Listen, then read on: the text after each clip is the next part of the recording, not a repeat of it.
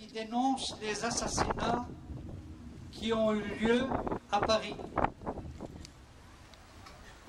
Au-delà de nos différences religieuses, philosophiques ou politiques, nous devons nous rassembler pour défendre la liberté d'expression sans laquelle il n'y a pas de démocratie possible.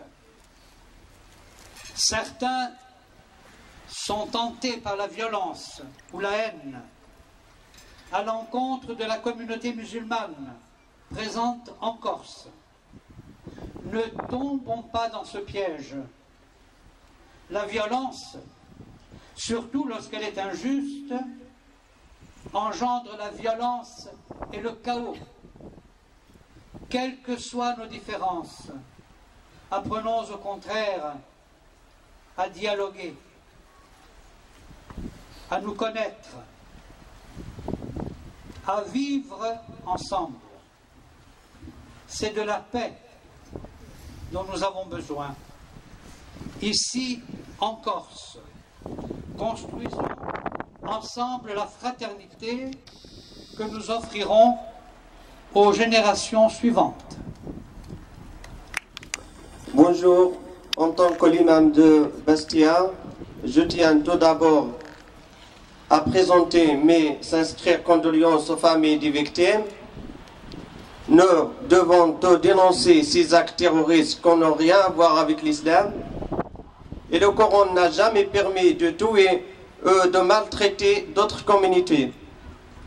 L'islam est une religion de paix, d'équité et de droiture, et les musulmans doivent être toujours s'inscrire et avoir un bon comportement envers les autres, n'importe sa religion. Et je remercie tout le monde. C'est un témoignage concret pour dire non à la barbarie qui s'importe de notre pays. Et quand je vois cette foule, ces têtes qui inondent, qui noircissent cette place Saint-Nicolas, je suis fier de toutes ces personnes. En ciblant ainsi un organe de presse, ces individus ont bafoué la liberté d'expression et la liberté de presse érigée en valeur fondamentale pour notre démocratie. 12 personnes y ont été assassinées. Je dis assassinées, je ne parle pas du reste. Puis, la veille de Shabbat, 4 autres personnes ont été tuées dans un hypermarché kasher. Là aussi, le choix était bien ciblé.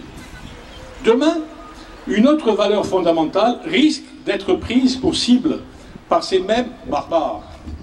Celle de l'égalité entre tous les citoyens, quelles que soient leurs origines, leurs croyances ou leur appartenance.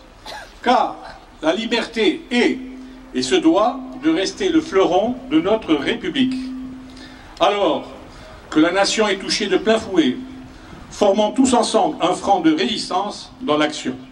Redonnons un sens à notre devise, liberté, égalité, fraternité.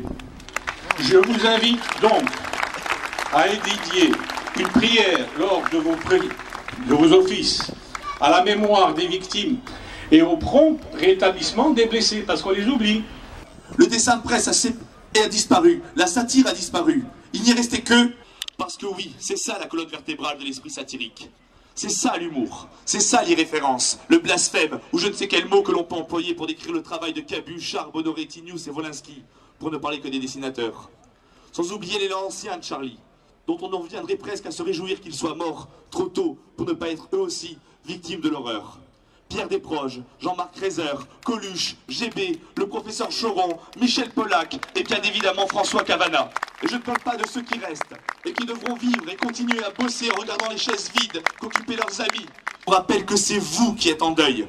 C'est vous dont la liberté est menacée.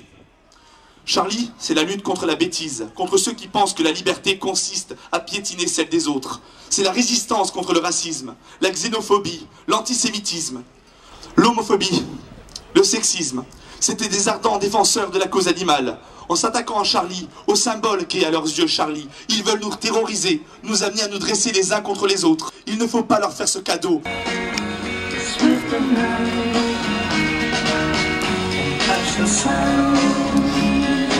Silence.